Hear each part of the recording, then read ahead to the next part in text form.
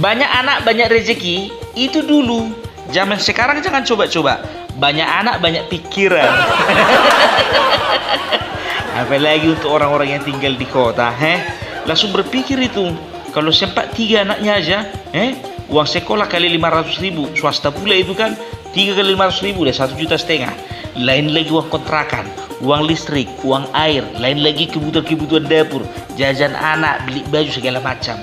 Makanya orang-orang kota itu lebih bisa mengatur selera dalam hal melakukan kegiatan reproduksi.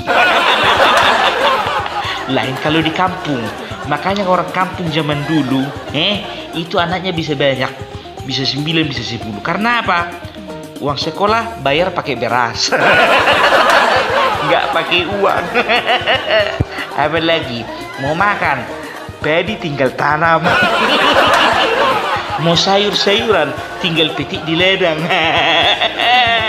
Mau apa? Anak perlu vitamin, petik buah di depan rumah. Serba gratis.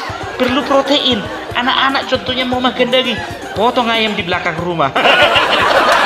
Makanya orang-orang zaman dahulu yang tinggal di kampung itu nggak perlu tahan selera dalam hal bereproduksi. Semua sudah disediakan alam.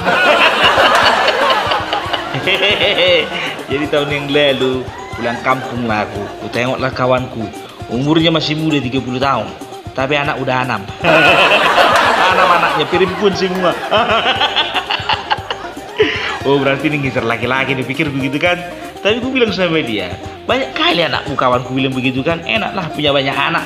Kayak mana enaknya punya banyak anak, gue bilang begitu. Iyalah, itu udah punya tugas masing-masing itu. Satu nyuci piring, yang satu nyuci baju, satu nyetrika, yang satu ngurus ladang, yang satu lagi pergi ke sawah, yang satu lagi jaga adik-adiknya. Jadi bulan lalu iseng-iseng pulang kampung lagi aku ya kan, karena ada pesta. Bukan iseng-iseng pulang kampung karena ada pesta. Kujumpailah kawanku ini lagi kan, lagi dibawanya istrinya, hamil lagi. Jadi dikini ku bilang lah sama dia, ku tanya lah dia, kok kencang kali kau, udah ada anak-anakmu, ku ketambah lagi bunting lagi istri, ku bilang begitu. Iya, belum ada yang ngasih makan baby.